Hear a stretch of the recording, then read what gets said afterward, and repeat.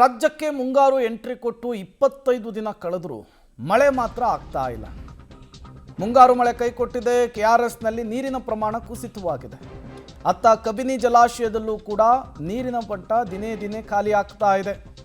KRS ಜಲಾಶಯದಿಂದಲೇ ಬೆಂಗಳೂರಿಗೆ ನೀರು ಬರ್ತಾ ಇರುವಂಥದ್ದು. ಬೆಂಗಳೂರಿನಲ್ಲಿ ಕುಡಿಯುವ ನೀರಿಗಾಗಿಯೇ 1800 ಕ್ಯೂಸೆಕ್ ನೀರು ಪೂರೈಕೆ ಆಗುತ್ತೆ ಕೆಆರ್ಎಸ್ ಡ್ಯಾಮ್ನಿಂದ. ಕೇವಲ 11 TMC ನೀರು ಮಾತ್ರ ಕೆಆರ್ಎಸ್ ಡ್ಯಾಮ್ನಲ್ಲಿದೆ. ಈ 11 TMCಯಲ್ಲಿ 5 TMC ಇದೆಯಲ್ಲ, ಅದು ಡೆಡ್ ಸ್ಟೋರೇಜ್, ಕುಡಿಯೋದಕ್ಕೆ ಯೋಗ್ಯವಲ್ಲದಂತಹ ನೀರು. ಉಳಿದ 6 TMC ನೀರನ್ನು ಕುಡಿಯೋದಕ್ಕಂಥೇಳಿ ಜಿಲ್ಲಾಡಳಿತ ಮೀಸಲಿಟ್ಟಿದೆ. ಅತ್ತ ನಾಲೆಗಳಿಗೆ ನೀರನ್ನು ಹರಿಸದಂತೆ ಈಗಾಗಲೇ ಸೂಚನೆಯನ್ನು ಕೂಡ ಕೊಡಲಾಗಿದೆ. ರೈತರು ಕಂಗಾಲಾಗಿದ್ದಾರೆ. ಈ ಕಡೆ ಮಳೆ ಬರೆದಿದ್ರೆ ಪರಿಸ್ಥಿತಿ ಮತ್ತಷ್ಟು ಕಷ್ಟವಾಗುವ ಸಾಧ್ಯತೆ ಇದೆ. ಒಂದು ಕಡೆ ಕೆಆರ್ಎಸ್ನ ನೀರಿನ ಮಟ್ಟ ದಿನೇ ದಿನೇ ಕುಸಿತ ಕಾಣ್ತಾ ಇದೆ. ಇನ್ನೊಂದು ಕಡೆ ಬೆಂಗಳೂರಿನ ಜನರಿಗೆ ಕುಡಿಯುವ ನೀರನ್ನು ಕಲ್ಪಿಸುವ ನಿಟ್ಟಿನಲ್ಲಿ ಹೆಚ್ಚಿನ ಜವಾಬ್ದಾರಿ ಕೆಆರ್ಎಸ್ ಡ್ಯಾಮ್ನ ಮೇಲೆ ಬಿದ್ದಿರುವಂಥದ್ದು. ಈ ನಿಟ್ಟಿನಲ್ಲಿ ಕೆಆರ್ಎಸ್ ಡ್ಯಾಮ್ನಿಂದ ನಿನ್ನೆಯಿಂದ 1900 ಕ್ಯೂಸೆಕ್ ಹತ್ತತ್ರ ನೀರನ್ನು ಬೆಂಗಳೂರಿನ ಕುಡಿಯುವ ನೀರಿಗೆ ಕಲ್ಪಿಸಲಾಗ್ತಾ ಇದೆ. ನಾನಿದೀಗ ದೃಶ್ಯದಲ್ಲಿ ತೋರಿಸ್ತಾ ಹೋಗ್ತೀನಿ. ಮಂಡ್ಯ ಜಿಲ್ಲೆಯ ಶ್ರೀರಂಗಪಟ್ಟಣ ತಾಲೂಕಿನಲ್ಲಿರುವಂತಹ ಕೆಆರ್ಎಸ್ ಡ್ಯಾಮ್ನಿಂದ ಕುಡಿಯುವ ನೀರಿಗಾಗಿ 1900 ಕ್ಯೂಸೆಕ್ಸ್ ಹತ್ತತ್ರ ನೀರನ್ನು ಬಿಟ್ಟಿರುವಂಥ ದೃಶ್ಯಾವಳಿಗಳನ್ನು ಗಮನಿಸ್ತಾ ಇರುವಂಥದ್ದು.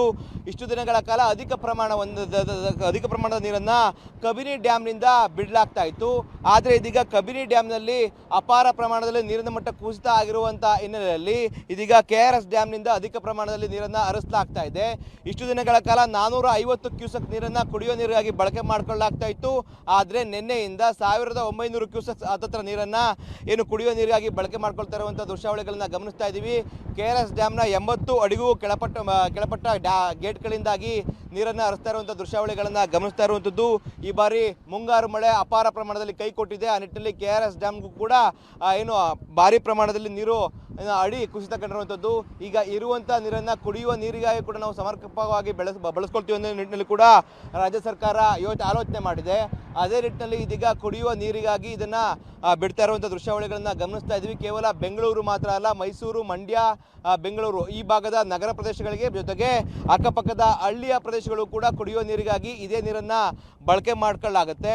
ಆದರೆ ಇದೀಗ ಕಬಿನಿ ಡ್ಯಾಮ್ನಲ್ಲಿ ನೀರಿನ ಮಟ್ಟ ಕುಸಿತ ಆಗಿರುವಂಥ ಹಿನ್ನೆಲೆಯಲ್ಲಿ ಇದೀಗ ಅಧಿಕ ಪ್ರಮಾಣದ ಒತ್ತಡ ಇದೀಗ ಕೆಆರ್ಎಸ್ ಡ್ಯಾಮ್ ಮೇಲಿದೆ. ಆ ನಿಟ್ಟಿನಲ್ಲಿ 1900 ಕ್ಯೂಸೆಕ್ ಹತ್ತತ್ರ ನೀರನ್ನು ಇದೀಗ ಕೆಆರ್ಎಸ್ ಡ್ಯಾಮ್ನಿಂದ ಏನು ಕುಡಿಯುವ ನೀರಿಗಾಗಿ ಬಳಸ್ಕೊಳ್ಳಲಾಗ್ತಾ ಇದೆ. ಒಟ್ಟಾರೆ ಹೇಳಾದರೆ ಮುಂಗಾರು ಮಳೆ ಭಾರಿ ಪ್ರಮಾಣದಲ್ಲಿ ಕೈ ಕೊಟ್ಟಿದೆ. ಈ ನಿಟ್ಟಿನಲ್ಲಿ ಕೆಆರ್ಎಸ್ ಡ್ಯಾಮ್ನ ನೀರಿನ ಮಟ್ಟ ಕುಸಿತಗೊಂಡಿರುವಂಥದ್ದು. ಕೇವಲ ಕೆಆರ್ಎಸ್ ಡ್ಯಾಮ್ನ ನೀರಿನ ಮಟ್ಟ ಮಾತ್ರ ಅಲ್ಲ, ಕಾವೇರಿ ಜಲಾನಯನ ಪ್ರದೇಶದಲ್ಲಿರುವಂಥ ಎಲ್ಲ ಡ್ಯಾಮ್ನ ನೀರಿನ ಮಟ್ಟ ಕುಸಿತಗೊಂಡಿರುವಂಥದ್ದು.